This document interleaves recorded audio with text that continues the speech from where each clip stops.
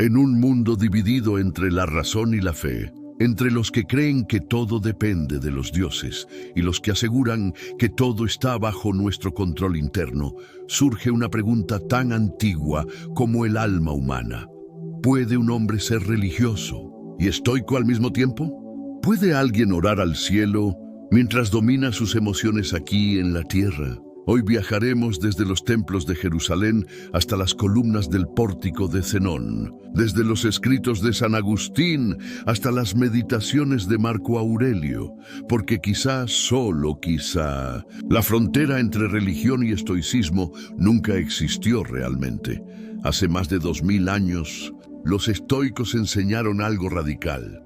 No controlamos el mundo, solo nuestras reacciones ante él. Para ellos, el universo era un orden racional, gobernado por el Logos, una fuerza divina, impersonal, pero presente en todo. Zenón, Séneca, Epicteto, Marco Aurelio. Todos creían que vivir en armonía con esa razón universal era vivir conforme a la naturaleza. Pero no era un Dios personal, no era un creador que escuchara plegarias, era un principio cósmico. Y ahí comienza el conflicto. ¿Cómo puede alguien que ora a un Dios personal también creer que todo está determinado por el Logos? ¿Cómo puede un creyente pedir si el estoico acepta todo lo que sucede sin queja? Quizá la respuesta no esté en la contradicción, sino en la comprensión. Hablemos de la oración y el control interno.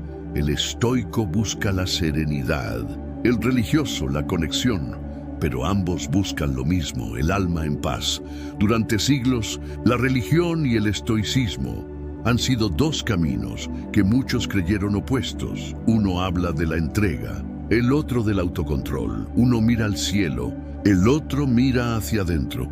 Pero hay algo que muy pocos se atreven a preguntarse: ¿y si no fueran enemigos? ¿Y si la fe y la razón, la oración y la virtud, la esperanza y la serenidad pudieran convivir dentro de la misma alma? Cuando Epicteto decía, no pidas que las cosas ocurran como deseas, desea que ocurran como ocurren, estaba hablando del mismo espíritu que un creyente expresa cuando dice, hágase tu voluntad, Señor. No son frases enemigas, son ecos distintos del mismo entendimiento.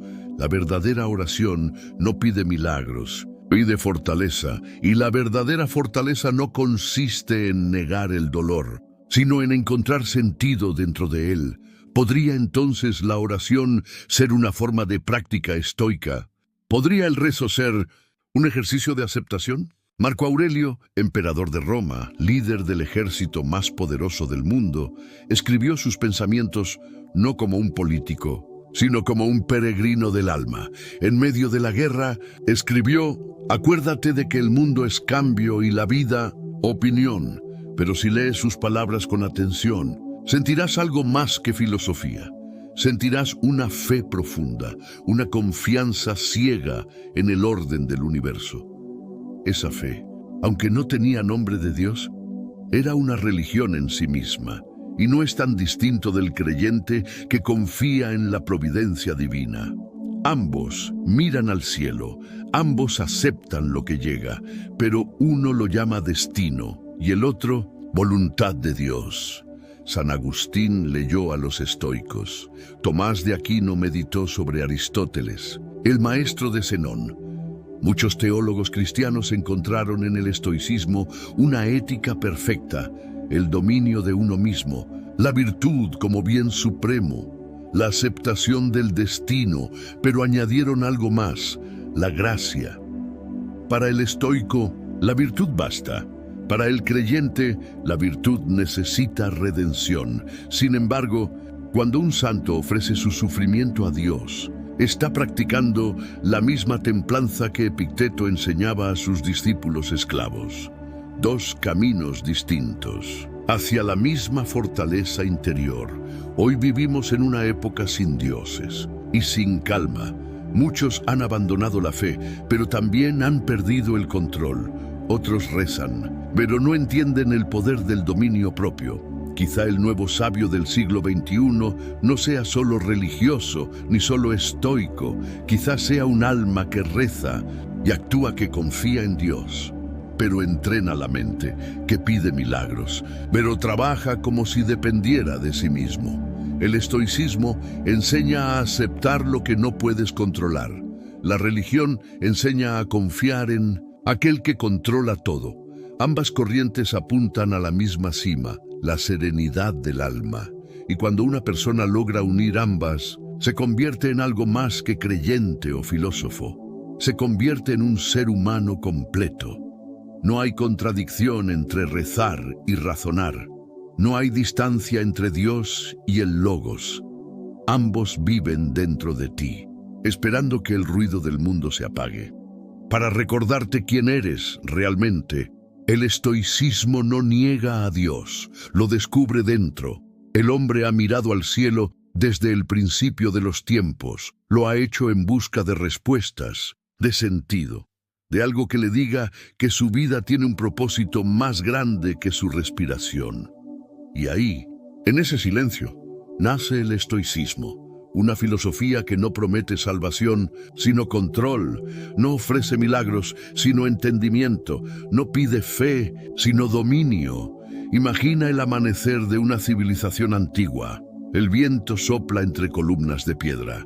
Un grupo de hombres se reúne bajo el pórtico de una ciudad griega, hablando del alma, del destino y de la virtud. No hay templos aquí, solo mentes en busca de orden. Ellos creían que todo en el universo seguía un principio racional, una especie de armonía invisible.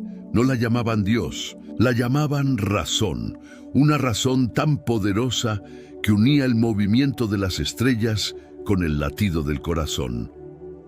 Esa idea cambiaría para siempre la manera en que el ser humano enfrentaba el dolor, el miedo y la pérdida, porque si el universo tiene un orden, entonces nada ocurre sin motivo, y si nada ocurre sin motivo, entonces cada desafío que enfrentamos forma parte de ese plan.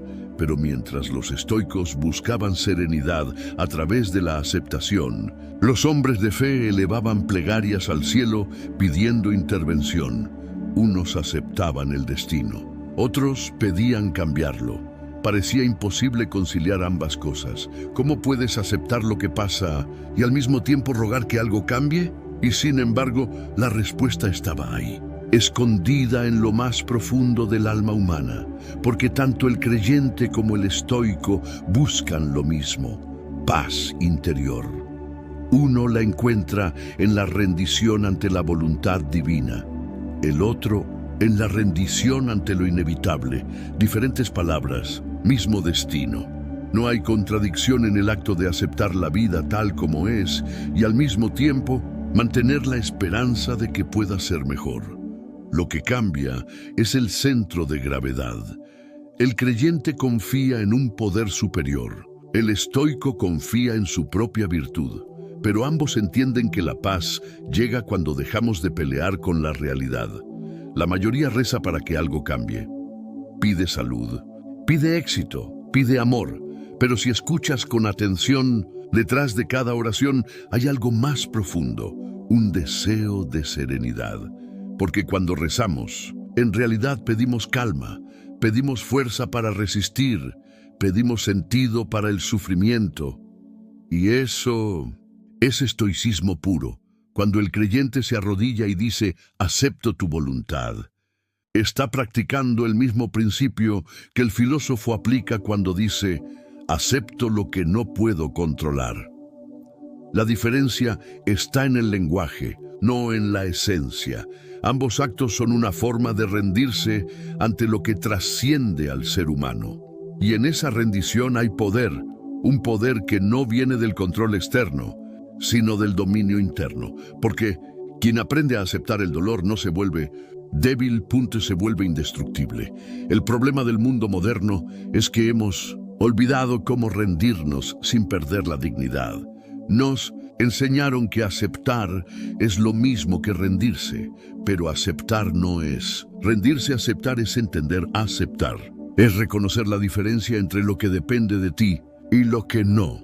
Cuando una persona reza con el corazón sereno, sin exigir, sin negociar con el cielo, sin miedo ni culpa, está practicando la forma más pura de estoicismo. Y cuando un estoico contempla el caos de la vida sin rabia ni desesperación, está tocando el borde mismo de la fe. El punto en común entre el creyente y el estoico no está en sus palabras, sino en su actitud frente al misterio. Ambos saben que hay cosas que jamás entenderán, pero en lugar de temerles, deciden encontrar belleza en su incomprensión. Eso es lo que une la fe y la razón. La humildad de aceptar que el universo es más grande que nosotros y la valentía de vivir bien a pesar de no comprenderlo todo. El tiempo avanza y con él el alma humana se llena de preguntas nuevas. El hombre deja atrás los templos de piedra y construye imperios sobre los hombros de su ambición, pero incluso entre el ruido de las ciudades y el choque de las espadas, la búsqueda de sentido sigue ardiendo. En medio del caos nace un fuego que no destruye, sino que purifica. Ese fuego es el dominio de uno mismo. El estoico aprende a mantener la calma mientras el mundo arde a su alrededor, no porque no sienta el calor, sino porque ha aprendido a no dejar que lo consuma. Y en esa calma, muchos descubren algo parecido a la fe. Una fe sin dogmas, sin templos, sin himnos, pero con una certeza tan poderosa como cualquier creencia que la mente puede mantenerse firme ante cualquier tormenta. Pero el fuego de la virtud no es fácil de mantener. Requiere práctica, constancia, disciplina. Y ahí es donde la religión y el estoicismo vuelven a encontrarse. Ambos piden lo mismo. Repetición, ambos exigen ritual.